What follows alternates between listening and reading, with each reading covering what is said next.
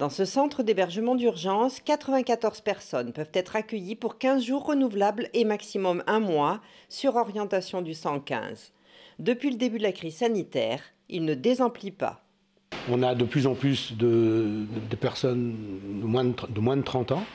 Donc on sent bien aussi que la pandémie impacte les jeunes. Donc ça, c'est une réalité. Et on accueille beaucoup de demandeurs d'asile aussi dans le centre. Et après, des gens de la rue. 24 places dans ces camions mobiles sont dédiées aux femmes, de plus en plus nombreuses elles aussi. Un accueil de nuit qui s'est transformé en accueil H24, confinement oblige. Donc on va passer d'un régime confinement à un régime hivernal.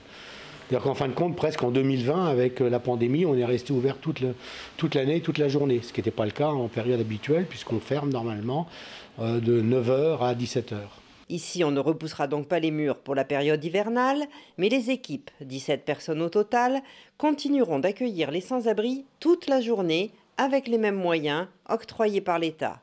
On a les moyens du plan confinement et on aura les moyens du plan hiver. Puis on aura les moyens nécessaires en termes d'alimentation, parce que ça c'est un vrai sujet pour nous.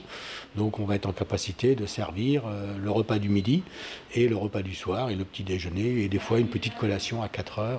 Au-delà des 1123 places supplémentaires, c'est donc tout un dispositif qui sera renforcé cet hiver, notamment en Gironde. Également du dispositif hôtelier, bien sûr. Nous avons surtout renforcé les maraudes du SAMU social ainsi que les écoutants du 115, bien évidemment, pendant toute cette période-là. Les accueils de jour sont également ouverts H24. Nous avons 9 accueils de jour dans le département de la Gironde. Nous avons également ouvert des places pour mailler le territoire sur le Libournais et sur le bassin d'Arcachon. Une année exceptionnelle donc pour la prise en charge des plus précaires. La crise Covid aura coûté près de 5 millions d'euros supplémentaires à l'État, notamment pour l'aide alimentaire.